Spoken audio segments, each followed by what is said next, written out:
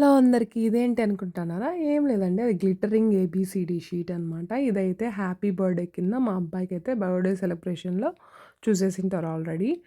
So, ఇదేం చేశానంటే dhoti function ఉన్నిందనమాట. So, ఆ ధోతి సెరమనీకి మనం ఒక నేమింగ్ అనేది పెట్టాలి అని చెప్పేసి, ఇలా దాన్ని అపోజిట్‌గా కార్డన్ని తిప్పిచ్చేసి, ఇలా గ్లిట్టరింగ్ టేప్ ఉంది కదా! ఆ గ్లిట్టరింగ్ టేప్‌లో అయితే కలరింగ్ ఇస్తూ వచ్చాననమాట.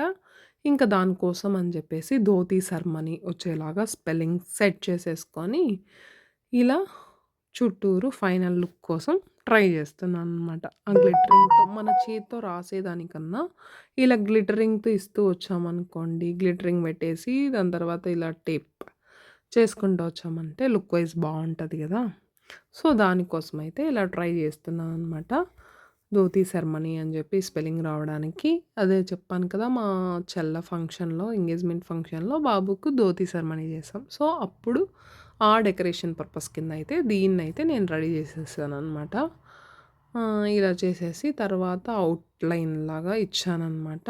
అది కొన్ని లెటర్స్‌కి తెలుస్తుంది. మేబీ కొన్ని లెటర్స్‌కి వేరే కలర్ యూజ్ చేసుంటే బావుండిన్నేమో అనిపిచ్చింది కూడా. సో, ఇదైతే చేసేసాను.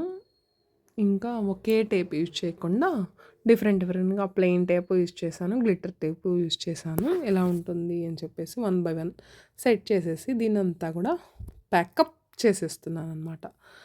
ఇంకంతే ఫంక్షన్ రోజుకి యూజ్ చేయడమే. Like, subscribe మర్చిపోకండే.